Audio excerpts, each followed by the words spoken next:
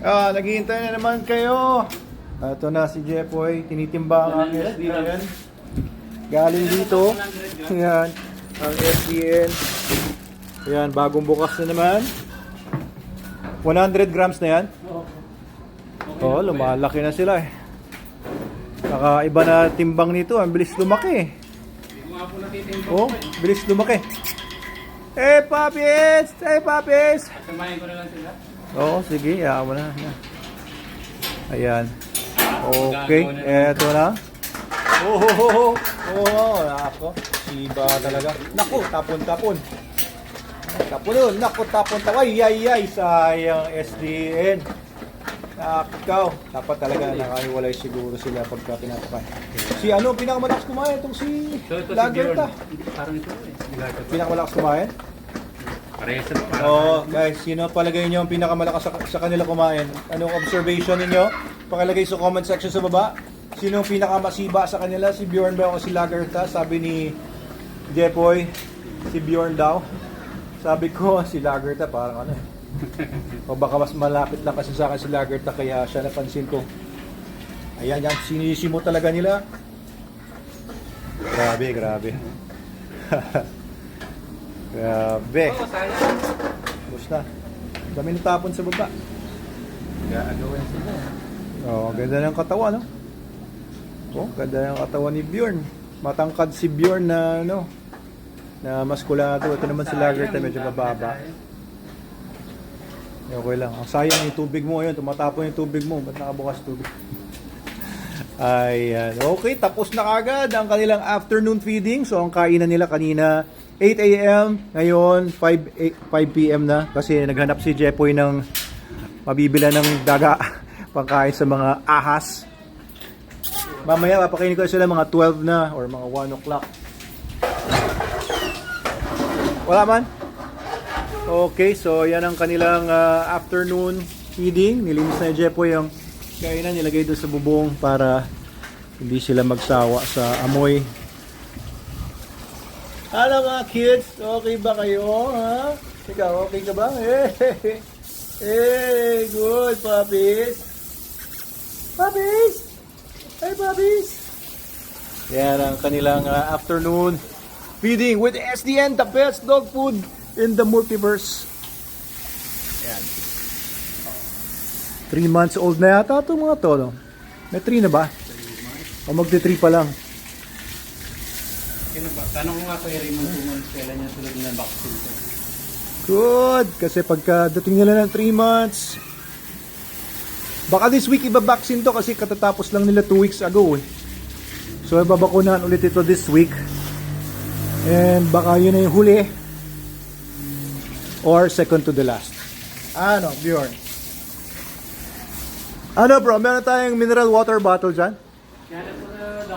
Wala tayong mineral water bottle. Ito lang parang plastic bottle na to. Tignan natin kung magugustuhan nila kasi walang tunog eh. Oh, gatas. Lalagyan pala ng gatas to binili namin sa Los Baños. Oh, okay. Lalagyan ko dapat ng alkansya. Gagawin mo alkansya? Pero okay lang. Okay lang, okay. Sige. Lagyan ulit natin ng mga bato. Hindi naman siguro nila kakainin to. Nagawa ko na to before. And yung mga puppies na lalaro ng ganito, hindi naman nila kinakain yung mga bato. Unless totally abnormal sila kagaya ni Stone. Pero hindi naman yan nilulunok. O ni Ragnar pala. Tsaka si Stone, pareho sila. Okay, tignan natin ngayon kung magugustuhan nila to. Dahil walang tunog eh. Iba yung pet bottle, may tunog. Okay, yan, sige, tingnan natin. Oh. Sabi na, walang tunog. Pero curious sila. Curious. So kapag nasira-sira na naman yan, alisin natin yan. Kapag malutong na siya, may mga natatapyas ng mga piraso, alisin natin para hindi naman delikado sa kanila. Okay, mukhang curious naman sila, nag-engage sila sa bago nilang laruan. Pero hindi siya kasing exciting nung mineral water bottle na maingay eh. Just the same, meron silang mangunguya.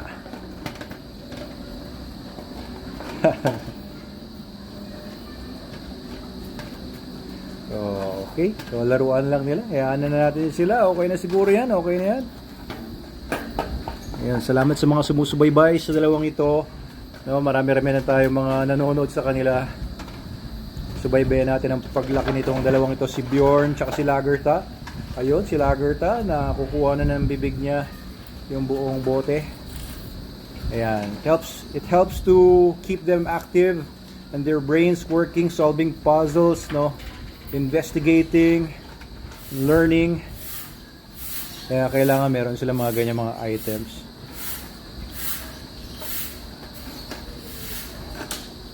Ayun, kinuha ng bibig ni Lagerta.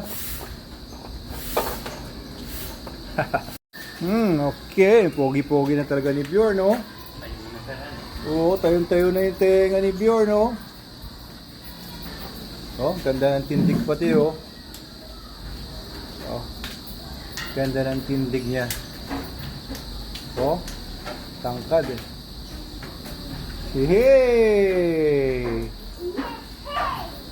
Okay, merong mga nag-comment, oh. Ba't daw iniiwan ko sila sa maliit na cage? Sabi ko, ano gagawin ko? Oh.